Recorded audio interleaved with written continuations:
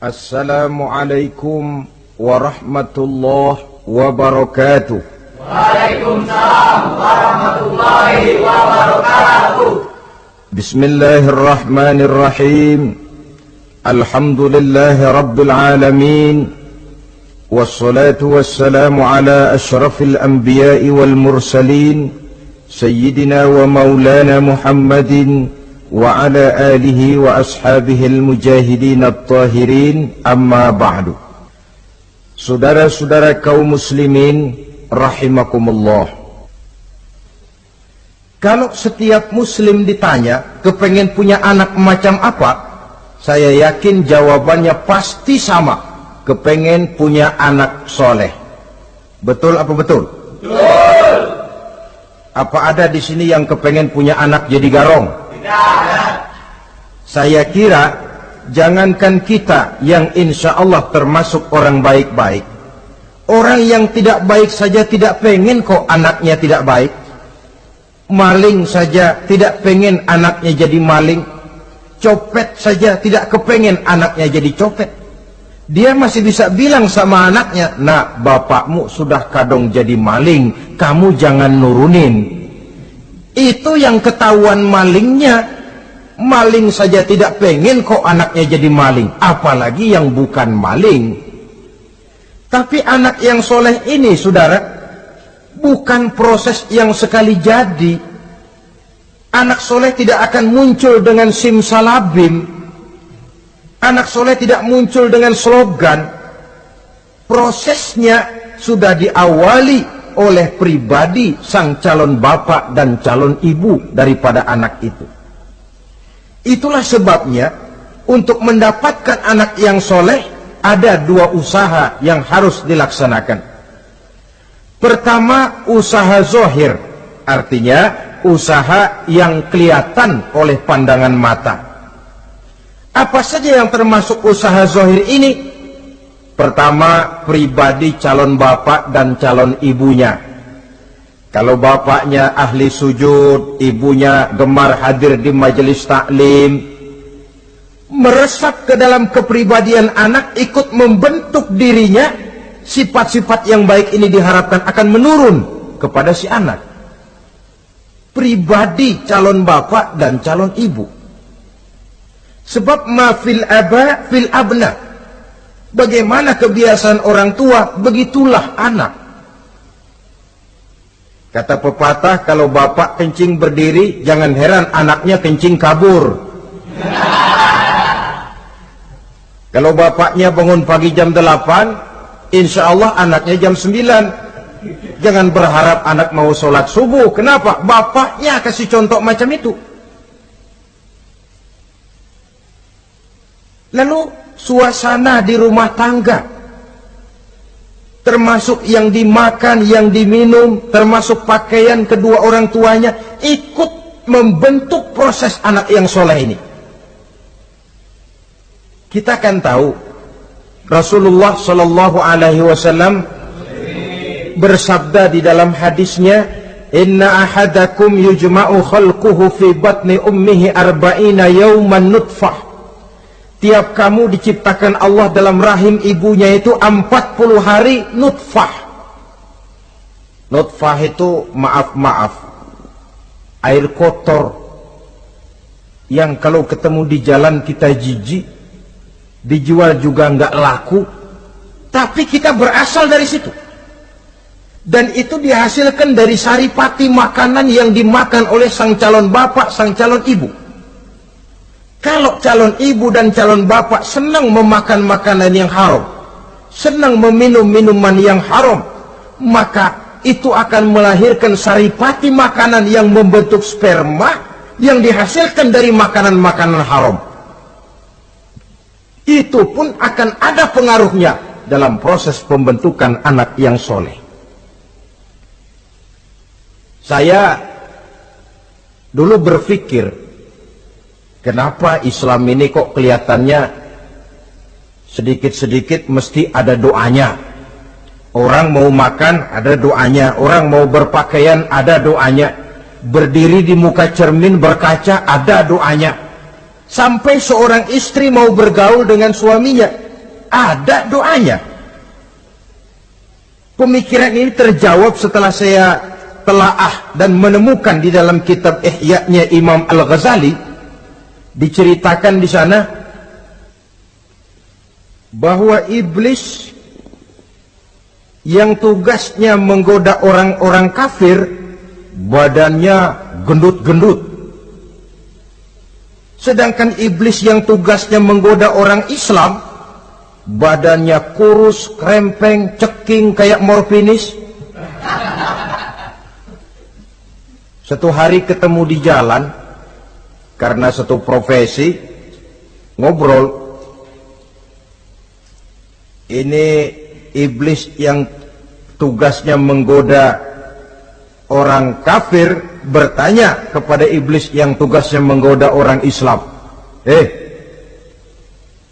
badanmu kenapa kurus macam begitu? Kata yang menggoda orang Islam, bagaimana saya tidak mau kurus? Saya ini ditugaskan menggoda orang-orang Islam. Orang Islam itu kalau dia mau minum, dia baca bismillah. Bismillah racun, saya nggak bisa ikut minum. Dia mau makan, baca bismillah. Bismillah racun lagi, saya nggak bisa ikut makan. Dia mau tidur, tarik selimut, dia baca bismika Allahumma ahya wa amut, racun lagi aja. Saya nggak bisa tidur di selimut, terpaksa tidur di emper, mana keanginan. Dia mau bergaul sama istrinya, dia baca Allahumma jannibna syaitan wa jannibi syaitan fima razaqtana, racun lagi. Saya nggak bisa bantuin, cuma ngeliatin dari jauh. Bagaimana nggak kurus makan hati? Kata iblis yang badannya gendut-gendut, untung benar saya menggoda orang kafir yang nggak ada bacaan apa-apanya. Dia makan, saya ikut makan. Dia minum, saya ikut minum. Dia tidur di selimut empuk, saya masuk ke dalamnya. Dia bergaul sama istrinya, dikit-dikit saya bantuin. Allah Karim, ini maaflah kalau sudah dibantuin iblis ini, jangan heran anak jadi sangar nantinya. Jadi sejak proses produksi awal, Islam sudah mengajarkan hal yang sedemikian rupa. Pribadi calon ibu bapaknya baik, makanan, minuman, dan pakaian terdiri dari yang halal. Suasana beragama kelihatan di rumah tangga. Ibu ahli sujud, bapak ahli sujud. Ini termasuk proses usaha yang zahir dari orang tua yang menginginkan anak yang soleh. Sampai terjadi proses kehamilan. Proses kehamilan itu kata Nabi 40 hari yang pertama nutfah, 40 hari yang kedua alaqah, 40 hari yang ketiga mudghah. Mudghah itu embrio, cikal bakal bayi. Setelah proses 3 kali 40 hari itu, barulah ditiupkan ruh ke dalam rahim sang ibu. 120 hari atau 4 bulan, perempuan yang hamil itu baru terasa perutnya bergerak-gerak. Ini berdasarkan pengalaman perempuan. Saya sendiri kebetulan alhamdulillah belum pernah hamil.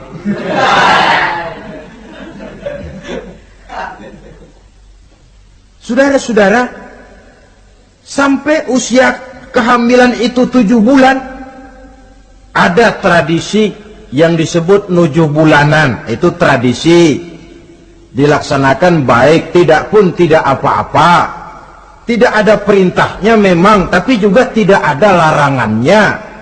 Apalagi berkumpul orang membaca ayat-ayat Al-Quran, memohon doa dan sebagainya. Sebab pada kandungan 7 bulan ini, embrio sudah mengarah kepada bentuk positif dari wujud manusia.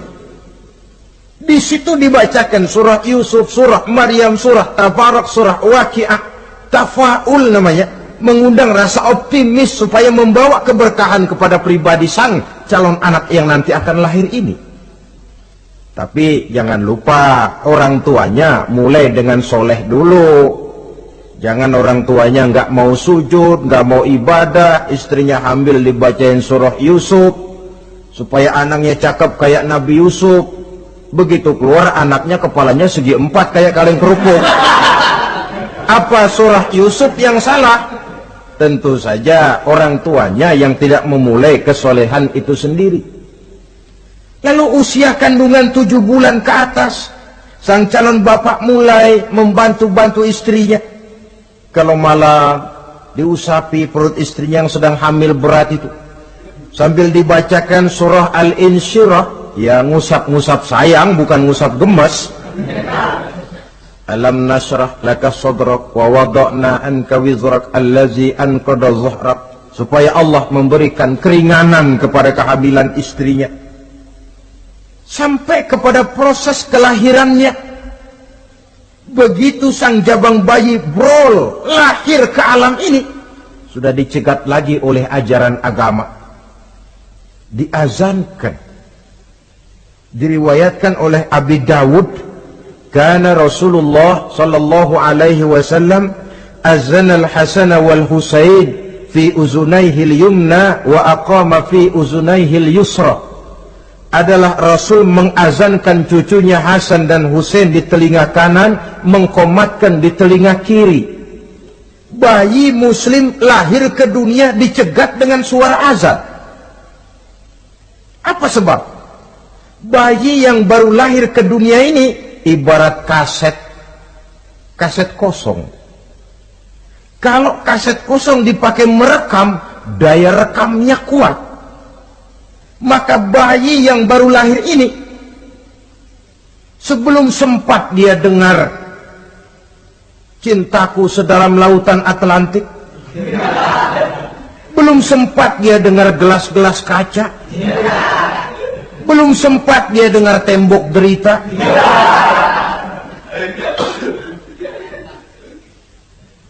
belum sempat dia menikmati serak-serak basahnya suara Frank Sinatra atau merdunya suara Madonna.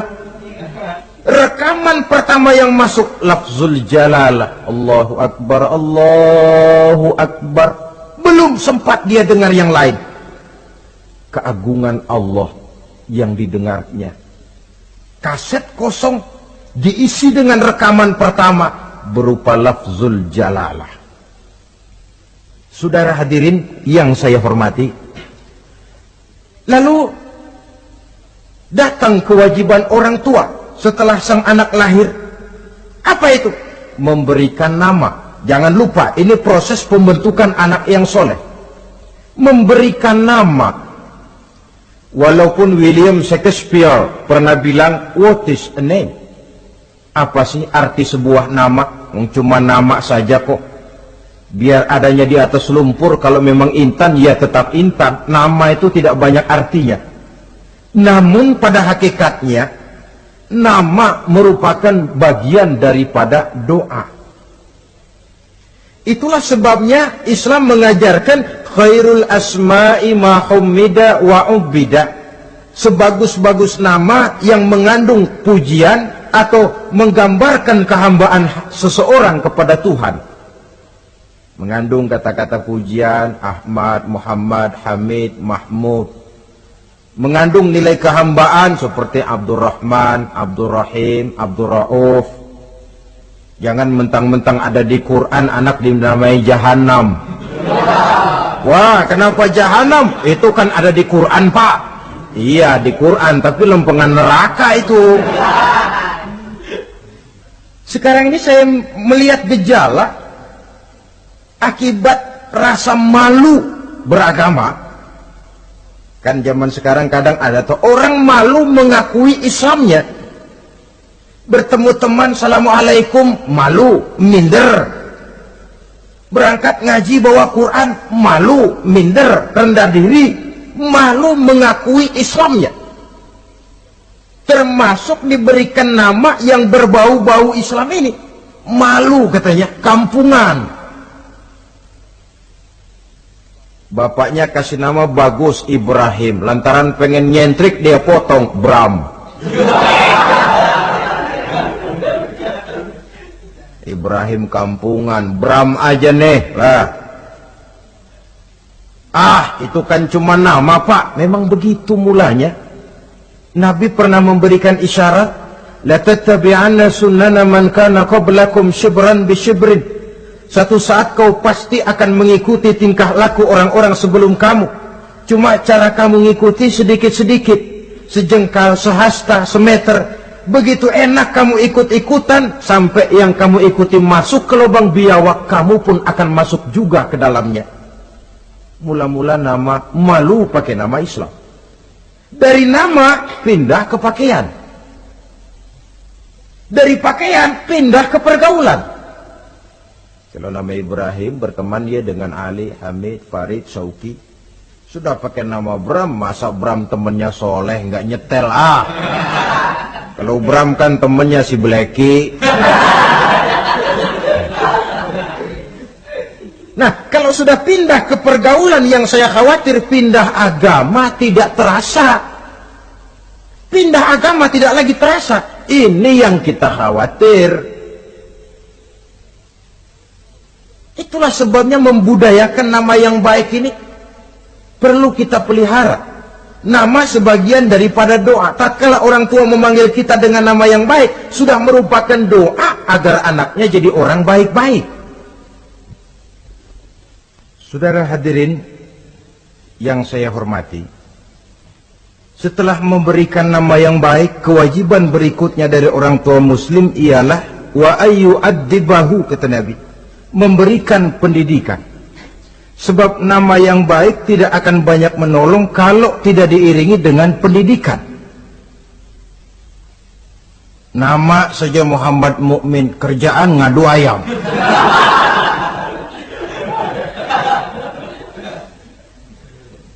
Nama yang baik tapi lantaran tidak diiringi dengan pendidikan, tidak akan banyak menolong. Nah, pendidikan ini dari mana dimulai? Dari rumah tangga. Al-bait madrasatul ula. Rumah tangga adalah sekolah yang pertama. Belum lagi anak kenal TK, ibtidaiyah, sanawiyah. Yang dia kenal adalah rumah tangganya. Gurunya adalah ibu bapaknya.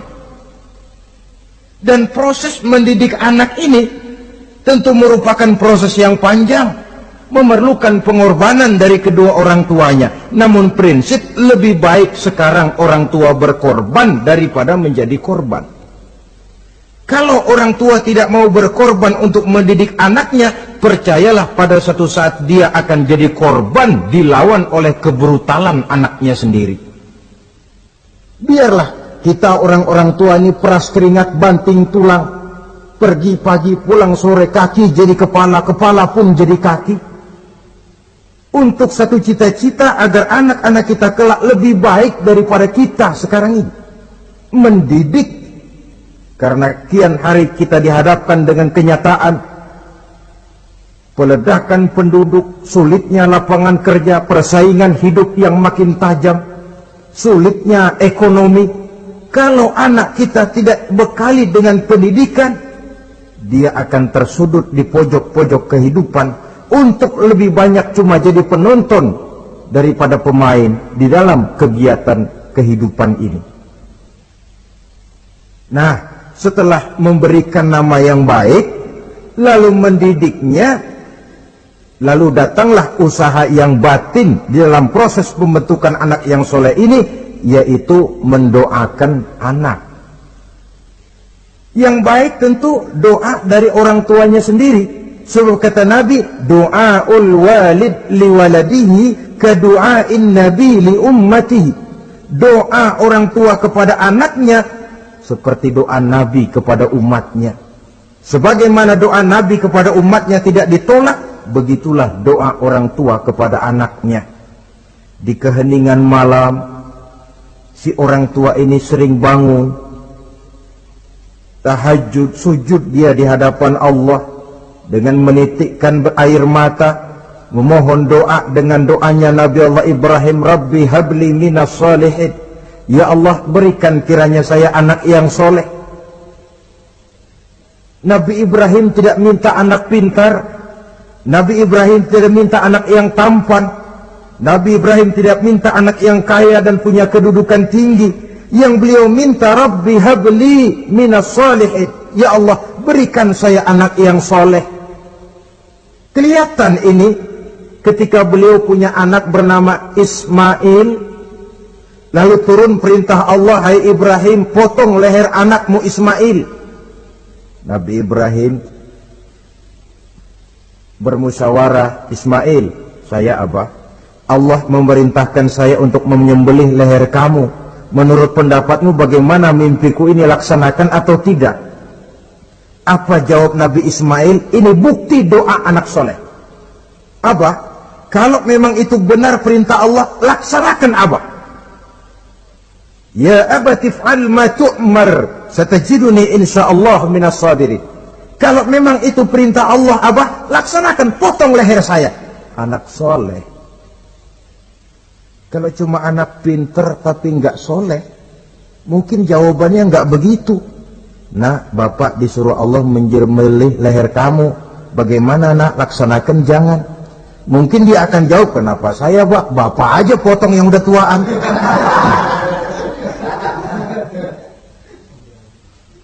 Doa orang tua kepada anak, atau boleh juga doa orang lain yang diyakini kesolehannya oleh orang tua tadi. Mengundang Pak Ustadz, Pak Kiai ke rumah, tolong doakan anak saya, tidak ada salahnya.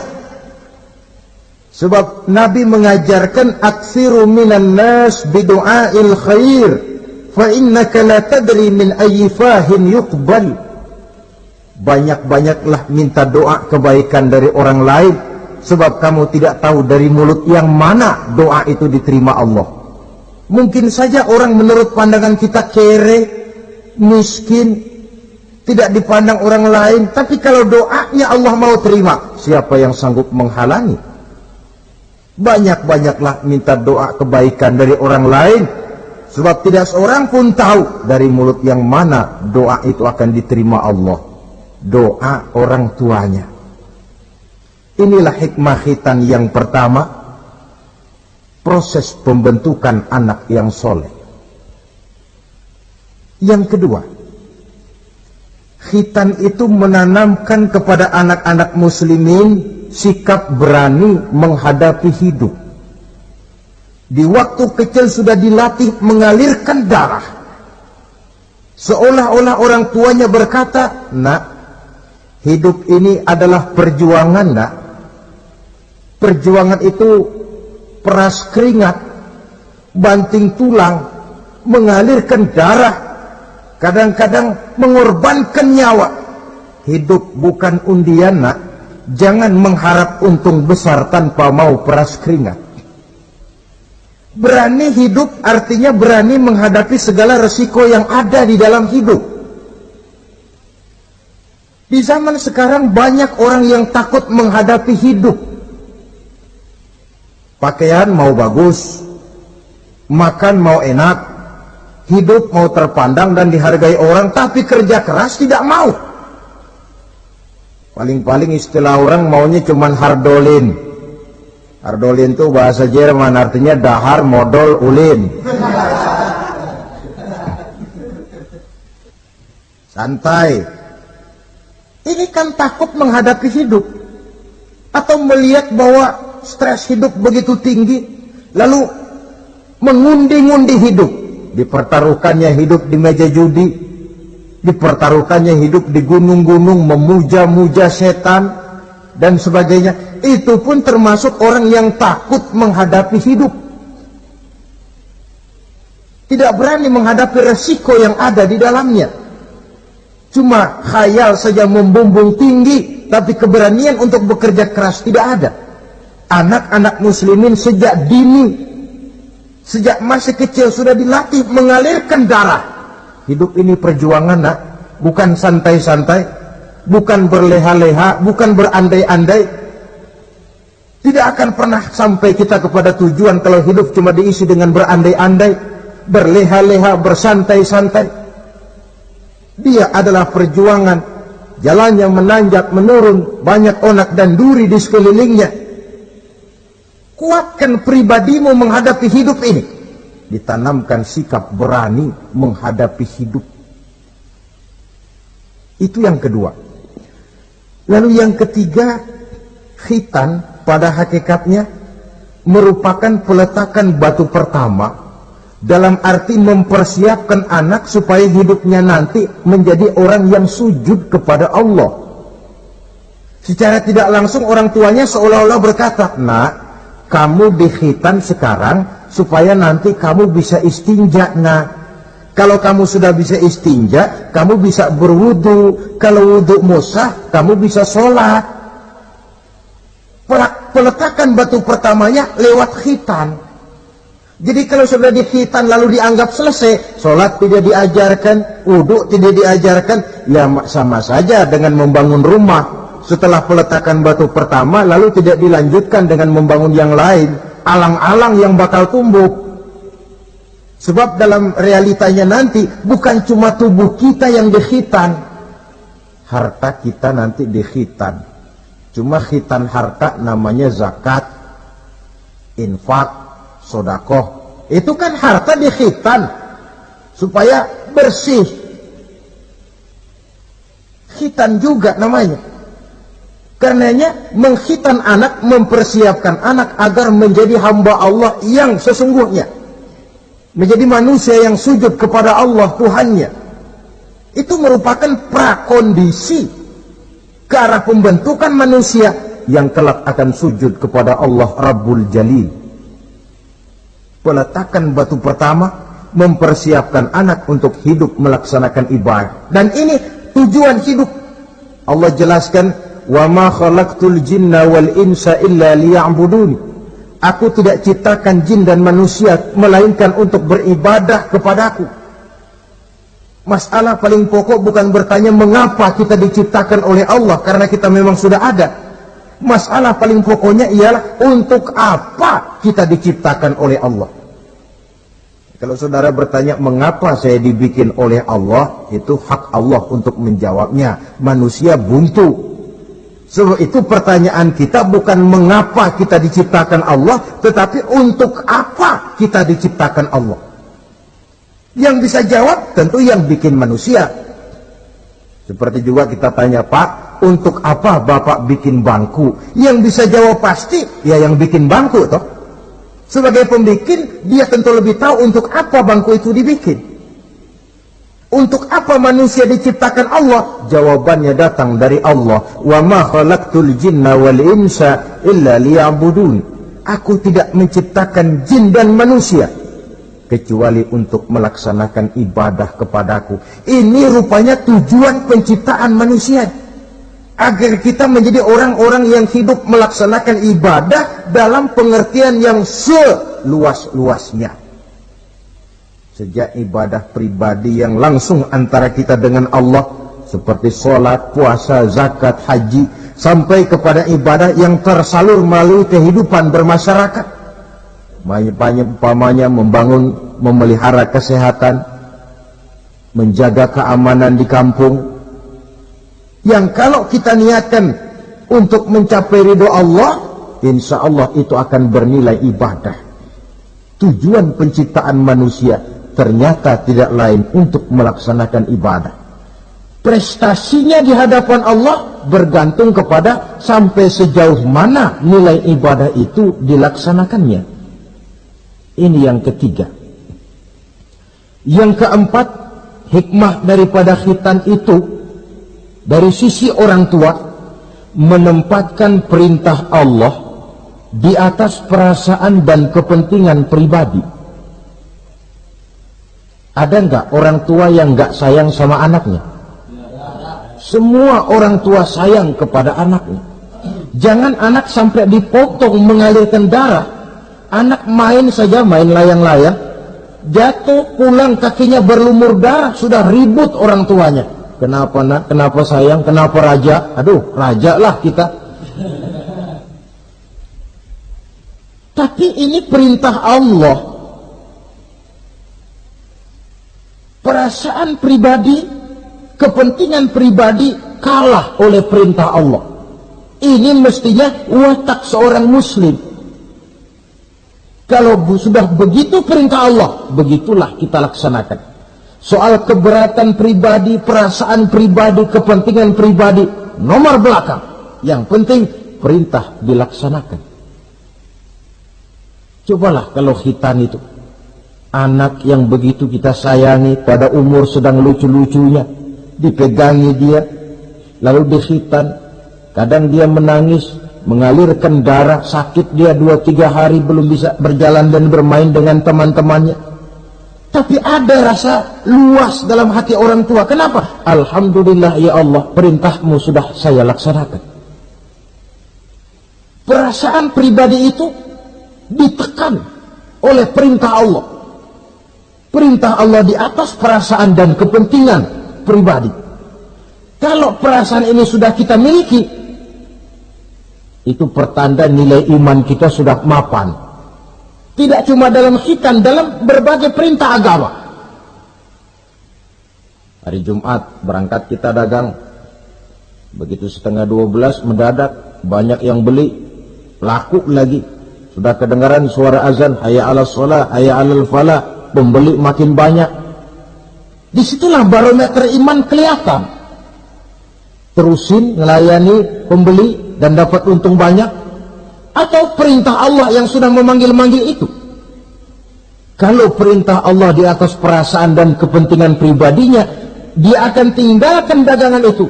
Dia akan bergegas menuju panggilan Allah. Saudara hadirin yang saya hormati, jadi perintah khitan ini mendidik setiap muslim agar perintah Allah berada di atas perasaan dan kepentingan pribadi.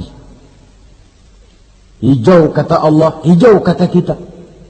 Putih kata Allah, putih kata kita. Ke barat kata Allah, ke barat kita melangkah. Ke timur perintah Allah, ke timur kita berjalan. Nyatanya kita ini sering paradok. Ke kulon kata Allah, nyetan kita berangkat. Ngalor perintah Allah, ngidul kita jalan. Putih kata Allah, hijau kita bilang. Paradok. Kenapa? Berpadu segala macam perasaan dan kepentingan dalam kehidupan kita yang kadang mengalahkan kepentingan agama. Kadang mengalahkan kepentingan umat, mengalahkan kepentingan orang banyak. Tidak itu yang dididik di dalam pelaksanaan khitan ini. Ini yang keempat.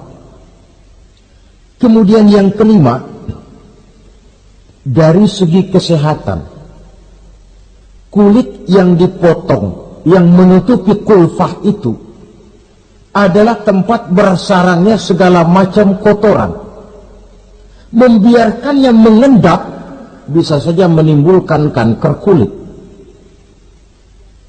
Maka untuk menjaga dan memelihara kesehatan, agama menganjurkan khitan. Di samping tentu ada unsur kepentingan biologis. Ini maaf-maaflah, kalau nanti orang sudah bersuami, sudah beristri, akan terasa manfaatnya khitan. Lain loh yang dikhitan dengan yang tidak itu. Coba saja tanya orang, makan pisang itu yang enak dikupas dulu apa dimakan kulit-kulitnya? Ya mesti tentu yang enak ya dikupas dulu. Kalau kulit-kulitnya juga dimakan, rakus namanya. Belum lagi kemungkinan bisa jadi penyakit. Dari segi kesehatan, dari segi kepentingan biologis, perintah khitan ini kembali manfaatnya buat kehidupan manusia. Itulah sebabnya di dalam An-Nahl ayat 123 Allah Subhanahu wa taala menegaskan, "Tsumma auhayna ilaika an ittabi' millata Ibrahim hanifa wa ma kana minal musyrikin." Kemudian kami wahyukan kepada kamu wahai Muhammad, ikutilah agama Ibrahim yang hanif ini, dan tidaklah ia termasuk daripada golongan orang-orang yang menyekutukan Allah. Artinya syariat khitan ini yang berasal dari sejarah kehidupan Nabi Ibrahim diteruskan oleh syariatnya yang dibawa oleh Nabi kita Muhammad sallallahu alaihi wasallam. Maka kalau ayat menjelaskan inna dina indallahil Islam, agama yang diridhoi Allah itu cuma agama Islam. Islam yang mana? Islam yang dibawa oleh Nabi Adam. diteruskan oleh Nabi Nuh, diteruskan oleh Nabi Ibrahim, diteruskan oleh Nabi Musa, diteruskan oleh Nabi Isa, dan disempurnakan oleh Nabi kita Muhammad sallallahu alaihi wasallam. Karena seluruh rasul yang 25 ini sumbernya sama, Allah. Prinsip ajarannya sama, la ilaha illallah. Cuma syariatnya saja yang agak berbeda, disesuaikan dengan situasi dan kondisi dari umat yang dihadapi oleh rasul itu. Nabi Sulaiman misalnya ada sholat, tapi sholatnya Nabi Sulaiman tidak pakai rukuk dan tidak pakai sujud, berdiri saja. Zaman Nabi Nuh ada puasa, tapi puasanya versi Nabi Nuh lain dengan puasanya versi kita sekarang ini. Syariat berbeda sesuai dengan situasi dan kondisi. Tapi khitan sejak Ibrahim, Ismail, Ishak, sampai kepada Musa, sampai kepada Isa, sampai kepada Nabi kita, terus berkelanjutan sampai hari akhir nanti. Jadi bukan merupakan syariat baru. Pengukuhannya dalam An-Nahl 123 ini, aku wahyukan kepada Muhammad, ikuti agama Ibrahim, agama tauhid, yang diantara syariatnya adalah pelaksanaan khitan. Sedangkan Ibrahim seorang yang hanif. Hanif ini lebih tinggi daripada sekedar taat. Kalau orang yang taat itu contohnya begini, nak, tolong taruh ini gelas di pinggir meja, nak. Kalau dia taat ya apa adanya, ditaruh saja tuh gelas di pinggir meja. Orang yang hanif lain, mikir. Iya, kalau ditaruh di pinggir kan gampang kesenggol orang, jatuh ke bawah, pecah. Biar diperintah taruh di pinggir, taruh aja di tengah dah, biar aman. Ini hanif namanya. Tingkatan yang lebih tinggi daripada taat. Nabi Ibrahim seorang yang hanif. Tidak ada perintah Allah yang tidak dilaksanakan dengan sebaik-baiknya. Sampai pun perintah memotong anak sendiri. Saya kira kalau perintah macam begini turun kepada orang zaman sekarang, banyak yang bubar jadi orang Islam. Potonglah leher anakmu, udahan aja dah. Dan memang perintah itu cuma untuk menguji kekuatan mental Nabi Ibrahim alaihissalam. Perintah menyembelih leher anak, perintah membangun Ka'bah, perintah hijrah keluar dari kampung halamannya sampai mengembara ke negeri Syam. Perintah ujian menghadapi api yang dinyalakan oleh Raja Namrus. Belum lagi perintah menghadapi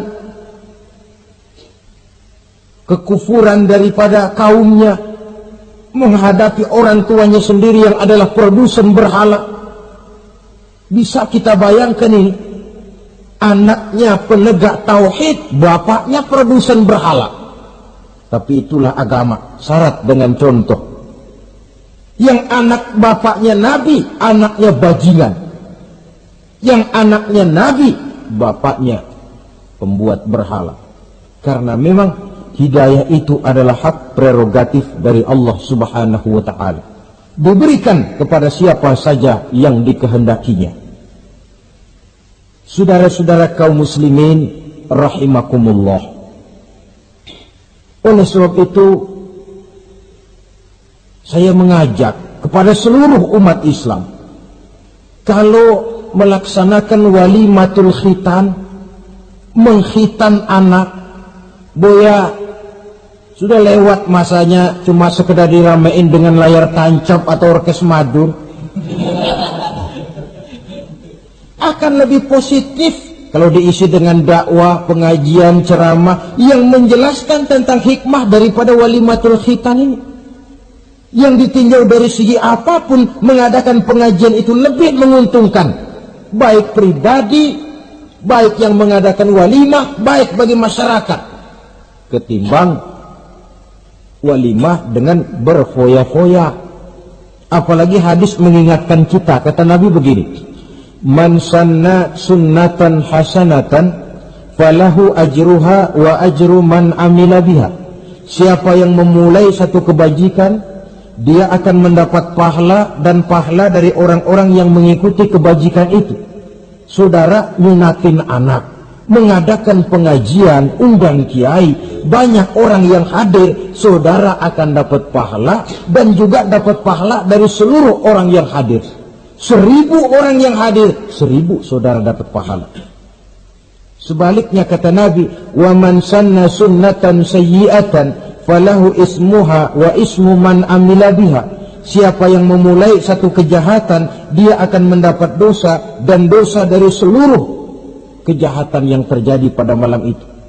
Jadi kalau saudara nyunatin anak, pesta, mengundang apa film, apa orkes, maka seluruh maksiat yang terjadi pada malam itu di tempat itu, saudara ikut dapat dosanya. Kenapa? Sponsornya saudara. Iya, tapi kan saya nggak suruh mereka maksiat, Pak. Betul, tapi bisanya mereka maksiat kan karena sarana disediakan. Sponsornya itu. Jadi sponsor kebajikan mendapat pahala, sebagaimana sponsor kejahatan pun akan mendapat pahala dari nilai kejahatan yang ditimbulkannya. Belum lagi segi keberkahannya, belum lagi banyaknya orang-orang yang berdoa, 1, 2, 3, 40 orang berkumpul mendoakan anak kita.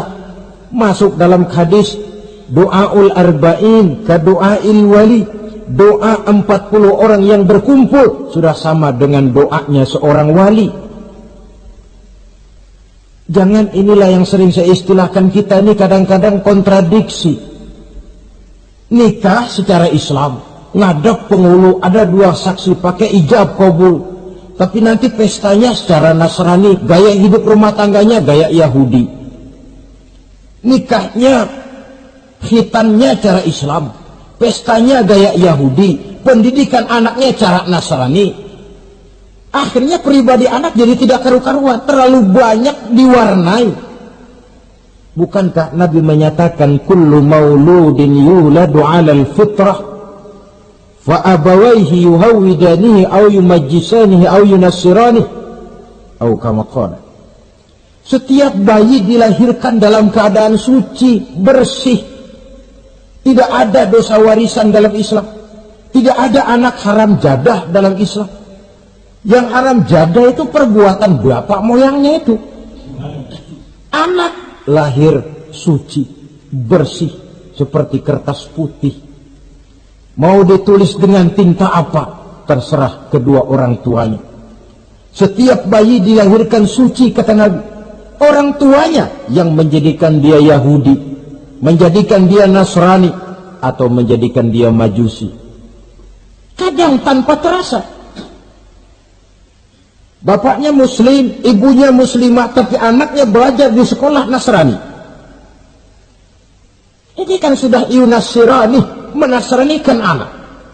Sekolahnya di sekolah Yahudi, sekolahnya di sekolah Majusi, menjadi pemuji api. Dan anak lebih dari sekedar buah mata belahan hati, dia adalah amanah dari Allah. Gara-gara anak, orang tua bisa sampai ke surga. Pun gara-gara anak, banyak orang tua masuk neraka. Amanah yang disia-siakan akan menjadi beban daripada orang tua itu sendiri. Oleh karena itu, sekali lagi saya mengajak, hidupkan tradisi yang baik dengan memperbanyak pengajian-pengajian, baik dalam walimatul khitan, walimatul arus, atau berbagai kesempatan yang memang mungkin untuk itu. Makin banyak dakwah dan pengajian, insya Allah makin terasa akibat positifnya bagi masyarakat, agama, bangsa, dan negara yang kita cintai ini. Nah, saudara, inilah selintas tentang khitan pada pertemuan kita kali ini. Mudah-mudahan ada hikmahnya. Terima kasih banyak atas segala perhatian. Mohon maaf atas segala kekurangan. Usikum wa nafsi bitaqwallah. Aqulu qawli hadha fa astaghfirullahal azim li wa lakum. Wassalamu alaikum warahmatullahi wabarakatuh.